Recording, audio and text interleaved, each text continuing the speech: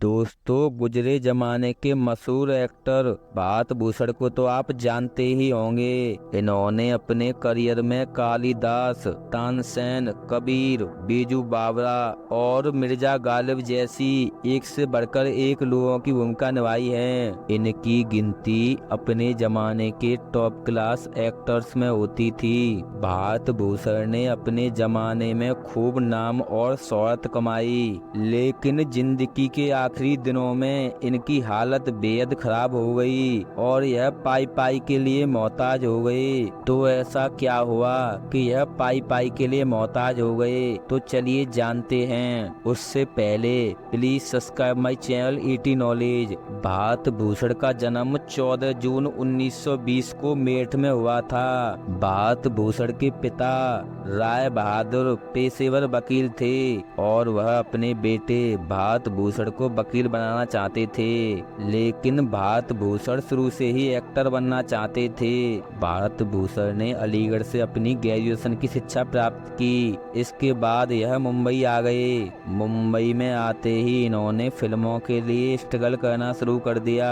भारत भूषण जब मुंबई आए तो उनके पास मशहूर डायरेक्टर महबूब खान के लिए एक सिफारिश पत्र था। महबूब खान उन दिनों अली बाबा 40 चोर की शूटिंग में बिजी थे। भारत भूषण ने उन्हें चिट्ठी दिखाई, लेकिन तब तक उनके पास कोई रोल नहीं बचा था। भारत बहुत ही निराश हो गए, लेकिन किसी ने उन्हें बताया कि डायरेक्टर रामेश्वर शर्मा वक्त कबीर नाम की एक फिल्म बना रहे हैं। इसके बाद रामेश्वर ने इन्हें फिल्म में काशी नरेश का रोल और 60 रुपए महीना की नौकरी दे दी। 1942 में रिलीज हुई फिल्म भक्त कबीर इनकी डेब्यू फिल्म बनी। भक्त कबीर फिल्म के बाद तो मानो भारत भूषण की किस्मत खुल गई। इसके बाद इन्होंने भाईचारा, सावन, जन्माष्टमी, बीजू बावरा, मिर्जा गालिब जैसी कई फिल्में की। ये वो दौर था जब किस्मत भारत भूषण पर मेहरबान थी। देखते ही देखते इन्होंने मुंबई में न सिर्फ कई बंगले खरीद लिए, बल्कि महंगी महंगी कारें भी खरीद ली। इसी बीच भारत भूषण के बड़े भाई रमेश ने इन्हें प्रोड्यूसर बनने की सलाह दी। भारत भूषण ने बड़े भाई की बात मानते हुए कई फिल्में प्रोड्यूस की। इनमें से 2 फिल्में बसंत बहार और बरसात की रात सुपरहिट हुई और भारत भूषण माला माल हो गए। इनके पास काफी पैसा आ गया। इसके बाद भारत भूषण के भाई रमेश ने इन्हें और फिल्म बनाने के लिए उकसाया और साथ ही यह भी कहा कि एक फिल्म में मेरे बेटे को हीरो बना दीजिए। भारत भूषण ने भाई की बात मानी और ऐसा ही किया, लेकिन अफसोस बाद में इन्होंने जितनी भी फिल्में बनाई वो सब फ्लॉप होती गईं। ऐसे में भारत भूषण कर्ज में डूब गए और पाई पाई को मोहताज हो गए। भारत भूषण ने जितना कमाया था वो सब गवा दिया।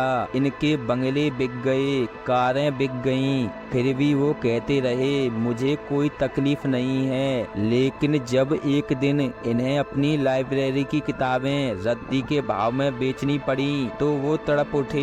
जिंदगी के आखिरी दिनों में भारत भूषण काफी परेशान हो गए। इज्जत, दौलत, शोहरत सब तबाह हो चुकी थी। महंगी गाड़ियों में घूमने वाला टॉप मोस्ट हीरो अब लोगों को बस की लाइन में खड़ा दिखता था।